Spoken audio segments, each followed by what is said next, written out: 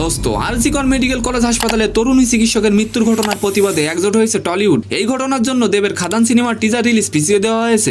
আর এবার আরজিকর কাণ্ডে মুখ খুলে কি বললেন প্রসেনজিৎ। অন্যদিকে শিক্ষার্থী আবু সাইদ হত্যাকাণ্ডের ঘটনায় ওই সময় দায়িত্ব থাকা রংপুরের 2 পুলিশ কর্মকর্তাকে বাধ্যতামূলক অবসরে পাঠানো হয়েছে। নমস্কার দোস্ত। আরজিকর মেডিকেল কলেজের মর্মান্তিক ঘটনায় এক মূল্যবান প্রাণ এভাবে চলে যাওয়ায় অত্যন্ত দুঃখের বলে জানিয়েছেন প্রসেনজিৎ আর বলেন, যাদের এই অপূরণীয় ক্ষতি হয়ে গেল তাদের প্রতি সমবেদনা রইল। এর পরপরে তিনি বলেন, আমি ভীষণভাবে এর বিচার চাই। সত্যিটা যাতে সকলের সামনে আসে আর দোষীদের শাস্তি হয় সেটা আমাদের সবার দায়িত্ব। দোস্ত, অন্যদিকে কোটা সংস্কার আন্দোলনে পুলিশের গুলি খেয়ে মারা যান আবু সাইদ নামের এক শিক্ষার্থী।